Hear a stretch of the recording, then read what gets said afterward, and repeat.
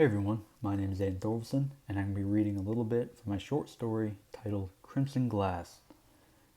Specifically, I'm going to be reading a little bit from the first half. Here we go. Shadows of people walk the rain-drenched streets as the electric hum of an advertisement sign flashed above. The hum of the lights, the battering of rain on black pavement, and the occasional call from a street vendor's spiel were the sounds of the city. Electric signs cast their glow onto the puddles. The light made it look less like a road and more like a path of crimson glass. Mary stopped studying the street and knocked twice on the thick steel door. She could feel the quick, rhythmic thumping of club music resonating from inside the building. She pondered the poster box mounted on the wall to her left and examined her reflection in the grimy glass cover.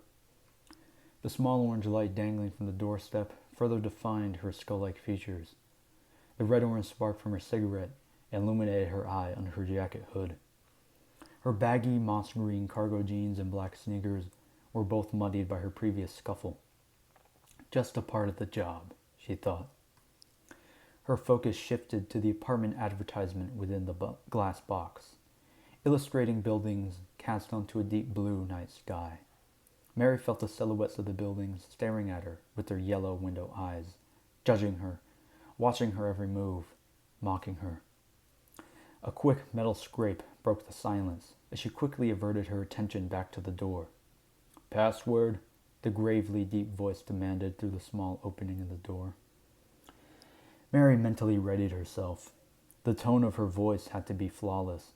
This was her last shot, her only shot for a new beginning. "Crimson glass," Mary said perfectly on a breathy exhale as the door creaked open. Mary walked through the dark hallway, lit only by a few purple lights. The thumping from the music got louder as she quickly approached the white curtains toward the end of the hallway. Though the curtains looked like the gates of heaven, she felt more like she was walking into hell. Leading Mary to the curtain, the doorman opened one side and gestured her in. "Ladies first," he said with no emotion, but Mary could sense the sarcasm in his words. Mary's senses were immediately bombarded as she stepped through the curtain. The bright neon strobes seemed to fill the room as their light refracted off the swirling hookah smoke. The smell of strong liquor and tobacco pummeled her nose with an oppressive scent. The music was so loud, it felt like her head was about to split. Mary spotted the doorman, motioning her toward a room at the back of the bar. His Neanderthal-like face stood out like an emerald in a cow turd.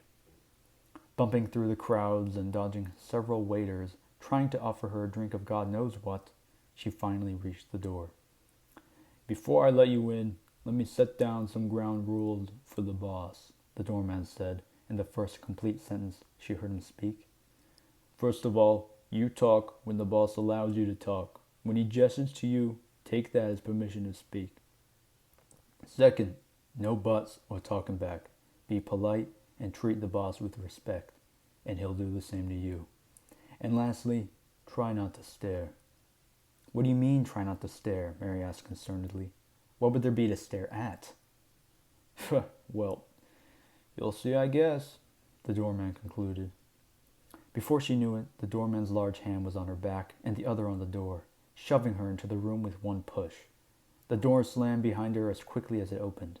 Its noise echoed in the pitch-dark room. And that concludes the first little half of my short story, Crimson Glass. Hope you liked it, and have a great day.